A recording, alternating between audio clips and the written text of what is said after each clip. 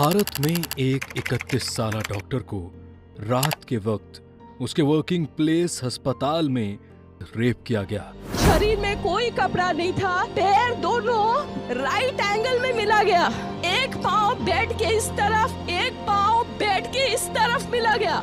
जब तक pelvic girdle नहीं टूटता है, इस तरह दो पाँव को नहीं चीरा जा सकता है। आँखों से खून निकल गया, गला दबाकर मारा गया। ये खुदकुशी नहीं, यह हैवानियत की इंतहा थी। यह अफसोसनाक वाकया 9 अगस्त 2024 को कोलकाता के आरजी कार मेडिकल कॉलेज में पेश आया, जहां 31 साला ट्रेनी डॉक्टर मोमिता देवनाथ को बेरहमी से ज्यादती का निशाना बनाकर कत्ल कर दिया गया। उनकी लाश अस्पताल के सेमिनार हॉल में मिली थी।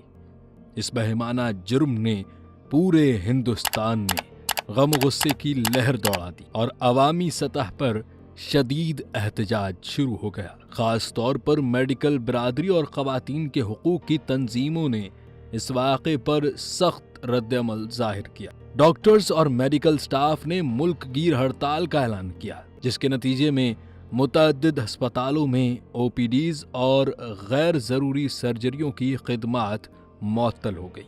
इन हड़तालों का मकसद न सिर्फ मोमिता देवनाथ के लिए इंसाफ का मुतालबा करना था, बल्कि अस्पतालों में डॉक्टरों और तिब्बी अमले के खिलाफ बढ़ते हुए तशद्दुद के खिलाफ भी आवाज उठाना था। कोलकाता और दिल्ली समेत मुल्क के मुख्तलिफ शहरों में मोमबत्तियां जलाने की तकरीबात और रात वापस लो जैसे एहतजाज मुनक्किद किए गए। इब्तदाई तौर पर इस केस को गलत अंदाज में पेश करने पर शदीद तनकीद की गई थी, जिसमें यह दावा किया जा रहा था कि ये खुदकुशी का वाक़या है।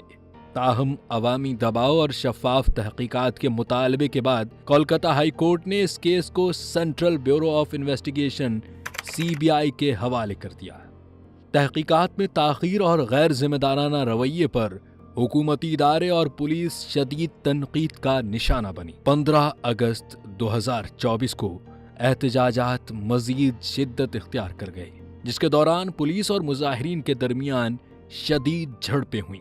एहतजाज के दौरान पुलिस ने आंसू गैस और लाठी चार्ज का इस्तेमाल किया। इस वाक़े में कई अफराद जख्मी हुए, जिसके बाद हुकूमत और कानून नाफिज करने वाले इदारे शदीद दबाव में आ गए। इस केस में हुकूमत और पुलिस की नाअहली पर भी सवालात उठाए जा रहे हैं, जिसकी वजह से वसी पैमाने पर मुजाहरे हो रहे हैं। रियासती हुकूमत पर इल्जाम है कि उसने इस वाक़े को दबाकर खुदकुशी का रंग देने की कोशिश की थी। मामला इस हद तक बढ़ गया कि कोलकाता हाई कोर्ट को केस की CBI तहकीकात का हुक्म देना पड़ा, ताकि मुल्ज़मान को इंसाफ के कटहरे में लाया जा सके। तरनमूल कांग्रेस, TMC के अरकान पार्लियामेंट और अपोजिशन जमातों ने भी रियासती हुकूमत और पुलिस की कारकर्दगी पर सवालात उठाए हैं। डॉक्टर्स की तंजीमों ने 17 अगस्त को 24 घंटे की मुल्क गिर हड़ताल का ऐलान किया, ताकि हुकूमत को इस मामले में सख्त कार्रवाई पर मजबूर किया जा सके। और अब इस केस की तफ्तीश जारी है।